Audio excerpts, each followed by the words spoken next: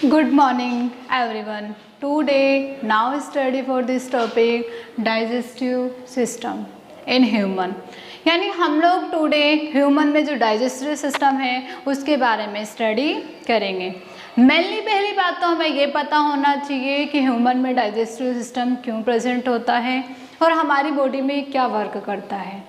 जो ह्यूमन में digestive system है ये मेनली फूड को डाइजेस्ट करने यानी पाचन करने के लिए प्रेजेंट होता है और जिससे हमारी बॉडी को फूड जब डाइजेस्ट हो जाता है तो हमारी बॉडी को एनर्जी मिलती है, हमारी बॉडी की ग्रोथ होती है और हमारी बॉडी को मेंटेन बनाए रखने का बैलेंस करती है। देखो मेनली हम लोग डाइजेस्टिव सिस्टम देखते हैं। Body cells need food for energy growth and repair. हमारी बॉडी को जो सेल्स हैं उनको mainly energy growth and repair होने के लिए फूड की नीड होती है। डाइजेस्टिव सिस्टम जो है उसमें प्रोसेस जो क्या होती है, the process of digestion take place by mean for a group of organs which from digestive system.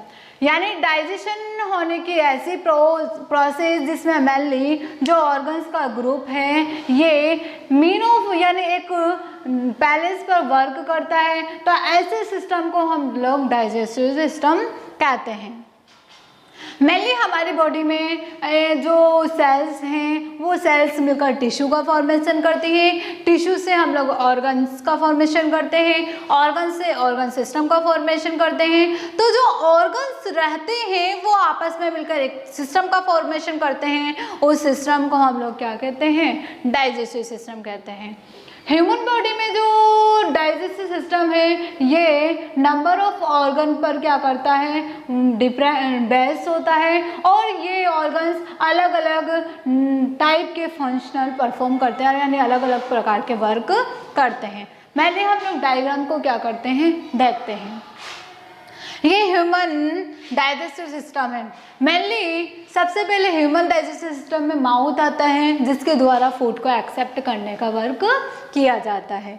ये फूड को एक्सेप्ट करके हमारी कैविटी में अंदर पहुंचाता है जिसे हम माउथ कैविटी या बकल कैविटी कहते हैं, जहां पर हमारी डाइजेस्टिव ग्लैंड प्रेजेंट होती है जो कि फूड में सलाइवा मिलाने का क्या करती है, वर्क करती है। यानी बकल कैविटी में मेनली सलाइवरी ग्लैंड्स पाई जाती है जो फूड को क्या करती है, सलाइवा मिलाने का वर्क करती है जिससे फूड हमारा लसलसा हो जाता है और हमें आगे पहुंचाने में आसानी होती है। बकल कैविटी आगे फेरिंग्स में ओपन होती है, फेरिंग्स आगे ईसोफेगस में प्रेजेंट होता है। ईसोफेगस जो हमारा क्या करता है, फेरिंग्स को स्टोमच से कनेक्टेड करने का वर्क करता है।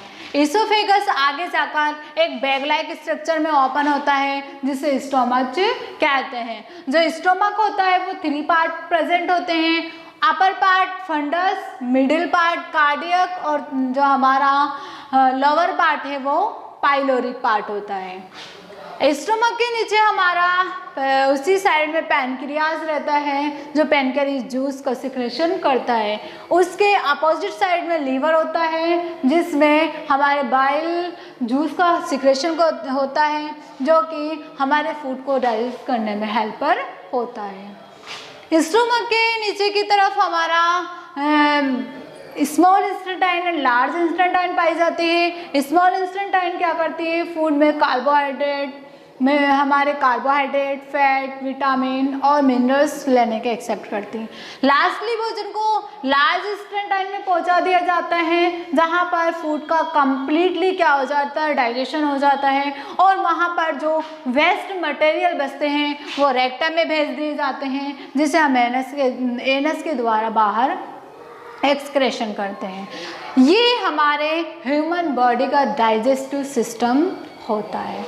देखते हैं पार्ट कि माउथ कैविटी या जिसे हम क्या कहते हैं,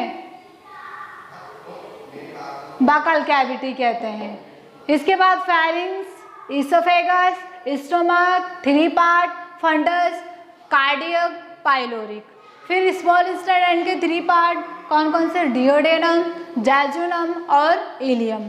लार्ज इंस्टेंटाइन के 3 पार्ट सीकम, कॉलन और रेक्टम। रेक्टम के बाद हमारा जो इसका पार्ट होता है 7, वो कौन सा हो गया? एनस, जिसके द्वारा वेस्ट मटेरियल को क्या कर दिया जाता है? रिमूव कर दिया जाता है बॉडी से। ये हमारे हो गए डाइजेस्टिव सिस्टम के जो ऑर्गन्स होते हैं। वो डाइजेस्टिव सिस्टम में डाइजेस्टिव ग्लैंड प्रेजेंट होती हैं जो फूड में क्या हार्मोन्स या हमारे जो लार मिलाने का वर्क करती है, फूड में से कार्बोहाइड्रेट, फैट इनके डाइजेस्टिव करने के लिए हेल्पर होती है। ह्यूमन में मेनली 3 टाइप्स की क्या पाई जाती हैं? डाइजेस्टिव ग्लैंड पाई जाती हैं। First salivary gland, second liver और third pancreas. The human digestive system includes alimentary canal and associated glands। जो ह्यूमन का डाइजेस्टिव सिस्टम है वो मेनली एलिमेंट्री कैनाल एंड सहायक ग्रंथि, एसोसिएटेड यानी सहायक ग्रंथि। हमारा 1 से लेकर जो इतना पार्ट है ये हमारा एलिमेंट्री कैनाल कहलाता है, यानी जितने भी पार्ट है एनस तक ये हमारा हो गया एलिमेंट्री कैनाल। एलिमेंट्री कैनाल के बाद हमारे आते हैं डाइजेस्टिव ग्लैंड, जिन्हें हम क्या कहते हैं?